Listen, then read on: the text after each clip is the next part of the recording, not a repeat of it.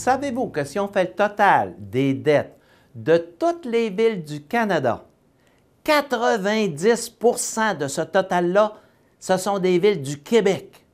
C'est presque ridicule, 90 Je vous donne un exemple du système qui ne fonctionne pas. À Saguenay, on a besoin d'un motel industriel. Ça s'appelle comme ça. C'est une espèce de hangar qui reçoit des entreprises. On a besoin de ça à notre aéroport. On a déjà un locataire, ça baigne dans l'huile. On explique ça au gouvernement fédéral parce que le provincial n'a pas d'argent.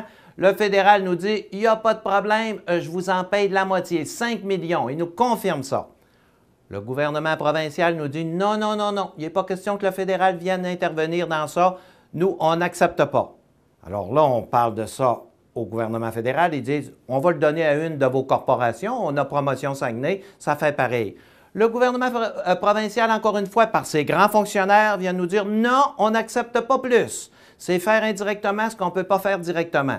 Voyons donc, si c'était à Terre-Neuve ou en Colombie-Britannique, ça ferait longtemps qu'il aurait pris le chèque. C'est pas seulement en faisant des coupures comme on a fait cette semaine qu'on va sortir du marasme. Il faut se développer. On a des initiatives intéressantes. C'est noir sur blanc que c'est intéressant, mais pour des principes que le fédéral ne doit pas intervenir dans les affaires de la ville, on refuse. C'est notre argent aussi, le fédéral. Alors, il va vraiment falloir changer notre façon de faire les choses si on veut se développer et rejoindre les autres provinces du Canada comme Terre-Neuve, l'Alberta, la Colombie-Britannique qui se développent beaucoup plus vite que nous autres.